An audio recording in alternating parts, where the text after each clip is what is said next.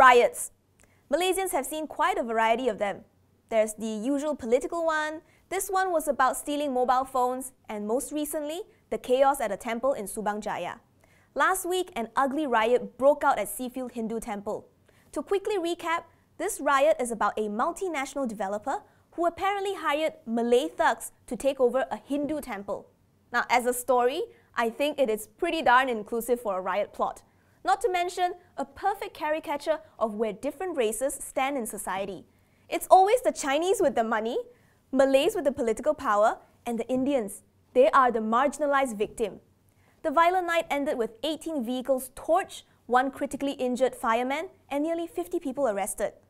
Although law enforcers stress that this is a land dispute and has nothing to do with race. But let's be honest, the huge disclaimer from police obviously shows that some Malaysians are subconsciously wearing the racial lens. The truth is, old habits die hard. Something that the Pakatan government must tread carefully at the infancy of our Malaysia Baru.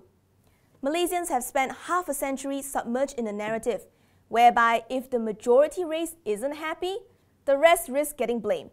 Yes, I'm referring to the old boogeyman, May 13th.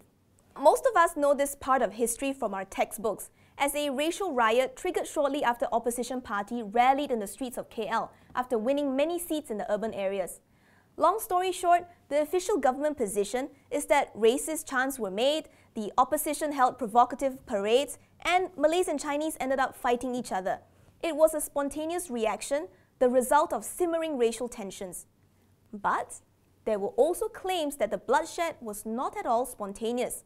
According to a book by Suaram, declassified British embassy dispatches suggest that the riots were organized by Malay political leaders in order to strip the then Prime Minister Tunku Abdul Rahman of his powers. So it was actually a coup d'etat against Tunku. And the incident had allegedly paved the way for populist policies like the NEP, the quota system, all aimed at securing Bumi Putra votes. That explains why we have had the same government for half a century. Anyways, I'm not here to speculate which version is true. Go look it up if you're curious. But whatever caused it, the incident not only took lives, but has since broken us apart. Much like how the British isolated us according to race, divide and conquer. And even till today, May 13 is still used as a weapon to polarize our multiracial nation. However, despite the onslaught, there were many silver linings among our parents' or grandparents' recollection of the incident. Memories of their brave and compassionate friends and neighbors where different races protected each other amidst the madness. So, why is it that we get along so well on a personal level? I mean, we happily share our food, our culture, our languages. Heck, we even babysit for each other. But when it comes to issues of a bigger scale, things like the economy, job opportunities, fundamental liberties, suddenly it's the other race's fault. As MP Tony Phua puts it, much of the racial issues in Malaysia are a manufactured agenda of politicians trying to distract us from deeper problems.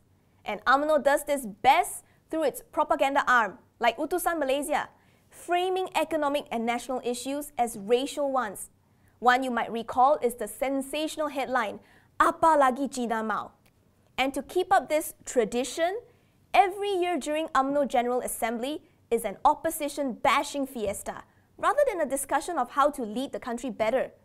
Meanwhile, we have MCA's previous president, Dato Sri Liao Tiong Lai, slamming Lim Guan Eng for proudly proclaiming that he is not Chinese, but Malaysian. He was also warned not to sell out the Chinese in this country. Soaked in this racial narrative for 50 years, we have also developed these strange habits of micro-racism, like renting houses to Chinese only, or linking Indians to crime and gangsterism, or blaming the kopi price hike on greedy Chinese trying to take advantage of poor Malays. Hey, hello! Oil price down, ringgit depreciates, not their fault lah. Boycotting the kopitiam won't change anything. Racial discrimination at any scale is proven to be bad for the economy. And Australian research shows that it loses out on about 44.9 billion AUD a year due to racism. That's 3.6% of its GDP.